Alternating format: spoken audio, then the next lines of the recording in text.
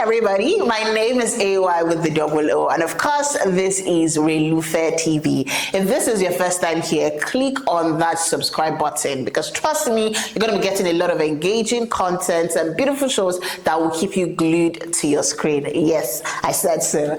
Alright, this is Relufe BuzzZone, and of course this is where we give you all the entertainment dates, everything happening with your celebrities, gossip, we talk about it. This is what we do. This is what we do right here on Relufe BuzzZone, as well as, you know, that one post that got like a lot of reactions on social media. And of course, we're going to be reading the comments and just, you know, laughing about it, basically. And of course, I'm going to be starting off with the gist zone. On top of my list, I cannot keep calm because Big Brother Naija season 10 has finally come to an end. It was a wrap, and Imisi Ayanwale, like she calls herself, was the winner. And trust me, this one is Sorrel. Now, she's a style influencer and she's known as Imisi Ayanwale, and it was all tears of joy. And she was, of course, the winner, and of course, the first runner-up was Diddy.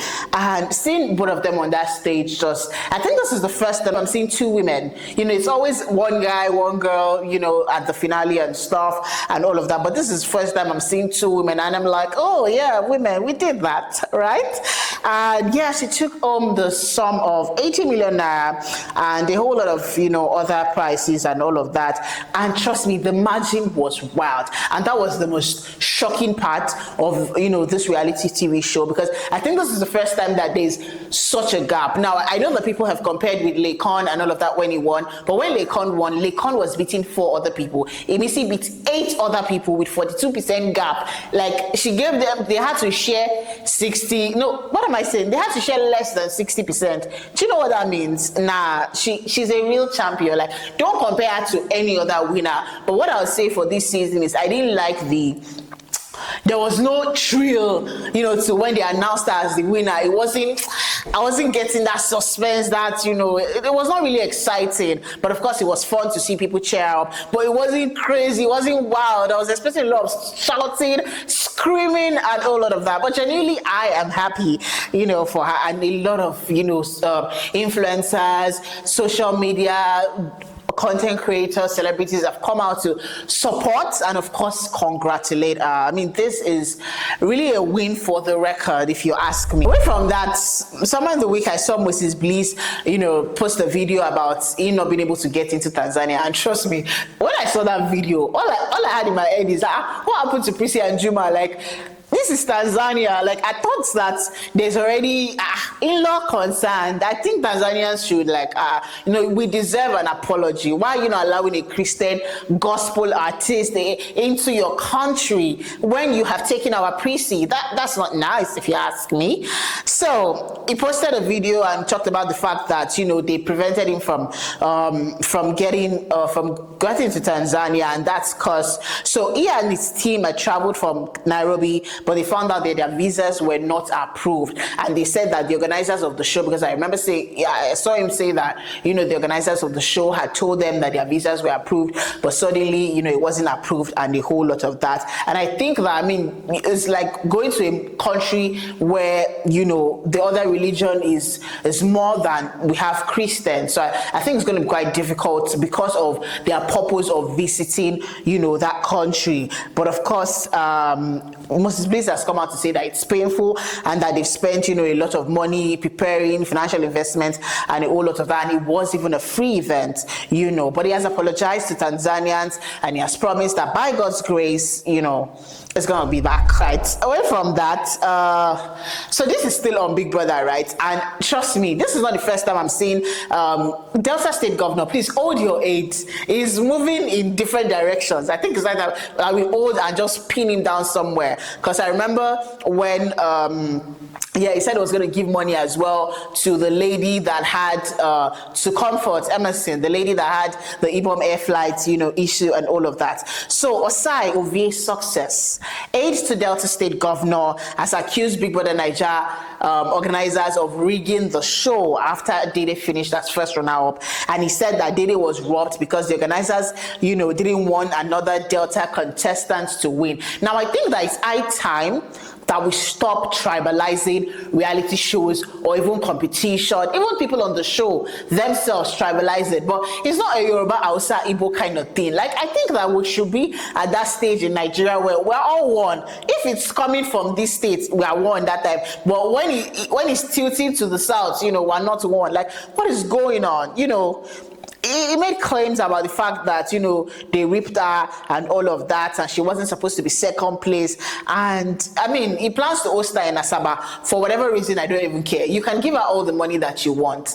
But genuinely, this is a show that people vote on. But I'll say that, and I remember a joke that someone cracked about the fact that thank God that INEC was not in charge of, the voting and all of that. But I mean, joking part, I think that they should also be a way where we can actually see that these votes, they should make the system, because I think the way the system is to vote on the reality TV show is such that I think people can always vote and vote and vote, so it's like you're spending money to buy votes. I think they should be able to organize it in such a way that one person, one vote, and the votes should be clear too. I think we can get to that stage in Nigeria where voting is crystal clear. Like, we can go online and literally see the number of people that have voted. I think that will save us the stress of saying that we're still, dealing with our politicians rigging elections and all of that. And trust me, it's even a politician.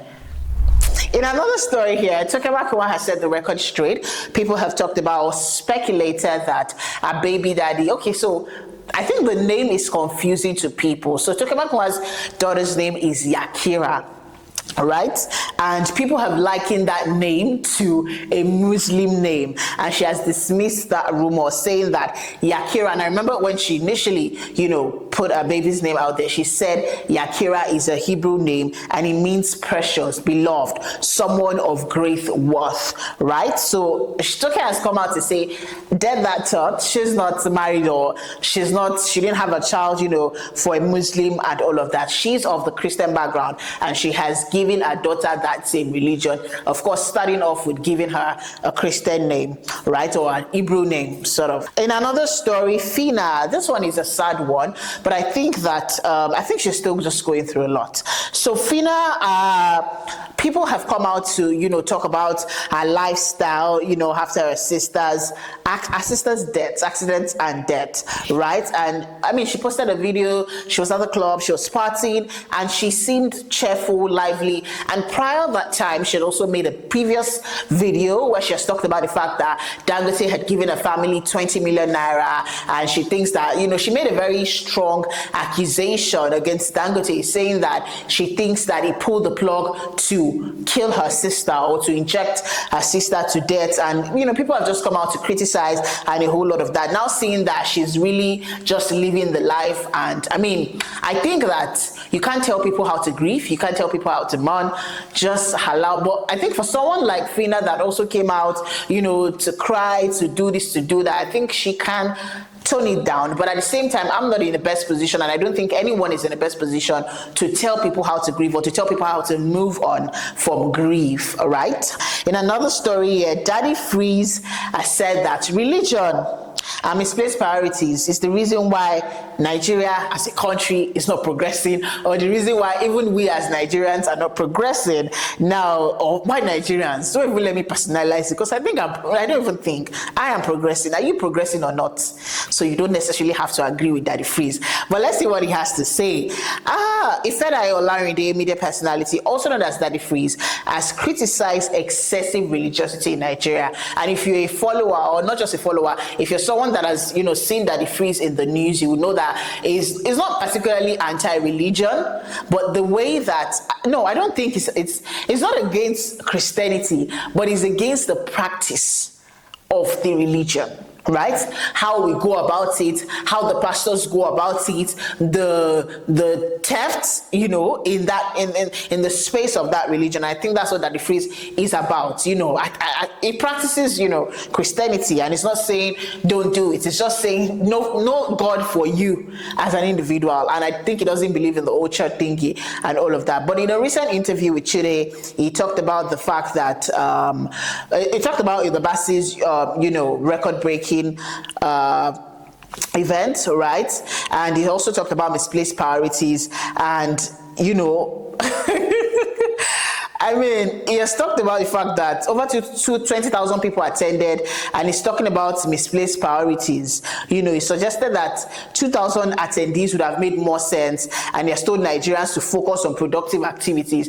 So it's just also saying that misplaced priorities. So it's not just religion, and I like what he said. He's also turning it down to the fact that even events that doesn't really concern people, like, oh, there were 20,000 people at this event, why not have 2,000, or why not have lesser people? There are other events to go for, do you understand? And to be honest, everybody that came there, could they fit into that space? No. Do you understand? So I think that this, but tell Nigerians we need 800 people here, and it's a first come, first serve, or tell Nigerians it's ticketed. Nigerians would go to events that is ticketed and lobby at the entrance with the hope of just getting in. Like, you know that it's ticketed, or we have tickets, VIP this, it's paid for. You're supposed to have gotten your ticket, or you get your ticket at the entry of the event. Nigerians that have no money whatsoever, nothing, shishi, to pay for that event, we still lobby at the entrance. I think we need to do better as citizens. We need to do better even for ourselves and for our own mental health. Because how would I go somewhere that I don't have money to go inside? It's like going to front of Radisson or going for and just embarrassing my family members. They're just standing outside and saying, "No, I want to come and eat." Or do you understand? You go to a hotel, you want to eat somewhere and you don't have money, or you want to lodge and you say you want to lodge and there's no money. How would they look at you? I mean, small shame, Nigerians. Just have small shame sometimes. I think I want to agree with Daddy Freeze on this one. Mr. Easy. Let me breathe and just calm down while I say this. So I think that sometimes when people post things, they don't necessarily mean it. I feel like Nigerians are too hot. Like, everything just they ginger us. Any small thing, you just start seeing people will just be coming, especially people on that X app. I don't just get it. But let's go to what Mr. Easy has said. He has talked about the fact that, you know, he wants to run for presidency in an African country, and he posted a video and he said he's been thinking about public service and he feels like it's time to share his goals, and that his decisions are driven by a desire to serve and not financial gain, and that he wants to be a forward-thinking, young, active president for Africa. Mr. Easy, if truly this thought is in your heart, are you sure that it's not for financial gain? Like, let's be honest. And why is it now that you're married to the billionaire's daughter that you're thinking about this stuff? Do you understand? And people have come, you know, under comments to say yada yada yada and a whole lot of that, but which is also none of our business. It's not. His ambition, his life, his legacy, his business. Really, he didn't even mention the country. People should calm down. Do you understand? That's about it on Gist Zone, guys. Let me know, of course, what you think about the Gist Zone in the comment box. And if you have any gist that you also want to talk about, put it in the comment box. Let's talk about it. I'm here, of course, to talk about. Trust me, as your gist is dropping, we're going to be dropping comments, and we're going to be talking about it together in the comment section. Let's make that comment box active. All right, now it's time to get to social media scoop. What is that one post that got like a lot of reactions on social media? And this one is still on Big Brother. I mean, Big Brother all week, yeah? So, Delta State Governor's aide that talked about the fact that Dede should have won, and that, you know, the organizers rigged the show and all of that. Now, trust Nigerians, of course, to drop comments. So the first, of course, people drop laughing emojis. One comment says, "Bring Imisi for All Stars. She will win again. They play. I didn't subscribe to watch a fashion show. She gave us a show, please. She deserves to win." I think I also stand Imisi, so me, I'll be biased on this one. Do you understand? Someone says, "I laugh in mastercraft." Someone says, "She was cool, beautiful, fashion driven, but entertaining." No. We're not dropping opinions, we're just talking about comments here, right? Someone says, "Who be this one?" Another comment says, "You no get at all." Oh my God. Someone says, "For a show that people voted," like literally the same thoughts, like people actually voted for this, right? Someone says, "Now everybody wants trend." I think that this governor's aide always just trend. This is Delta State governor, hold your aid, hold success or side or VA, whatever. Someone says she's a child of grace. One with God is majority. We all saw the hard work she put into this. Even Dede I'm telling you, the person that you're fighting for, excuse me, sir, even they mentioned her name when Biggie asked her that, who would you like to win and all of that. So if they themselves know say she know if you win them, you get. Someone says, "Una see voting poll, I don't get." Another one says, "Oga, what is Dady's highlights that she was robbed? The 3 fishes are makeup. If not for Faith, she will not even be a runner-up." Yeah, I think for Dady, her strategy was sort of dry in the house. She was just targeting boys and turning down boys left and right, and it wasn't a strategy that was intact. Imisi, is.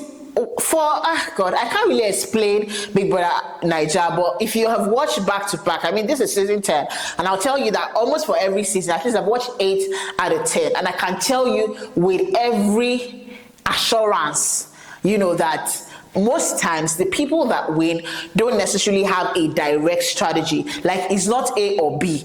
They can have like formats 4 or 5. Do you understand? And they just start working around it. So if you think you want to use boys to catch crews and that's going to be your only strategy, it might not work. But one of the things that also helped Dady to the top, I mean, she's articulate, soft-spoken, and a whole lot of that. And I think that everybody that even comes on that show deserves to win. You have tried, you put in effort to even be picked in the first place. So I think from get-go, everybody deserves to be a winner.